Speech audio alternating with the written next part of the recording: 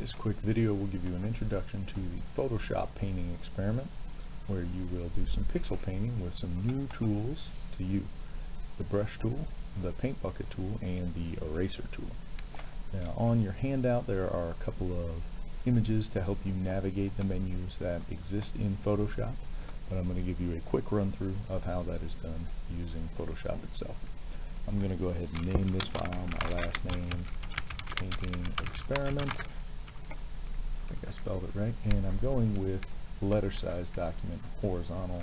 You can choose any size document you want, but I may want to print this, so I'm going to stick with letter size because that's what size the printer is. Now, what I want to do is hit B for the brush tool, and up here at the top menu I have the chance to change the size of my brush, the hardness of my brush, although I'm going to leave it at 100, the opacity, the flow, and the smoothing. So what I like to do for this is just kind of get in here and paint a few different sized brushes. I'll use my bracket key to shrink the size of that line, and maybe I'll expand it a bunch holding down the bracket key to paint with a larger brush. And now that I've divided my page into a few different sections, what I'm going to do is use the gradient tool. Press G for the gradient tool, and then you're going to click and hold because you want to get your hands on the paint bucket. What the paint bucket will do is allow you to fill with your foreground color. Right now it's black, so I'm going to switch my color to something else. I'll go with yellow or violet, or maybe I want to try a pattern. Let me see if I can apply a pattern as my option. Here we go. I can fill with a pattern there. Hit the drop down menu and see what patterns I have. Grab a little water. Alright, that's fun. Now the other thing is we were filling that with 100% opacity. Opacity is how solid it is. If I knock that down to 50% or thereabouts, if I fill this section with the same pattern, or even the purple section with this same water, you can see it doesn't completely dominate. It instead blends in with what's going on. I can do the same thing with a color. If I have purple assigned here at 50%, I can pick another color from the color menu, pick kind of a magenta or red, and I can add that on at 50%.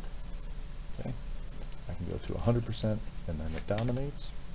I can also remix different colors, or if I switch back to my brush, I can paint in new sections. Let me change my color back to black, and I will paint in a few new sections and divisions. Go ahead and shrink my brush down. This kind of stained glass stripe effect is going to allow me to fill in different areas with different color. So again, we're pressing G to get the paint bucket tool. Whoops, painted it with black. I'm going to hit Control Z to undo. Make sure I'm using a specific color, and maybe I'll just change and go through from green to blue along my little color wheel here. For these pink sections, I may want to switch to something a little more bold. Again, I'm doing 100% opacity, so the change is more obvious.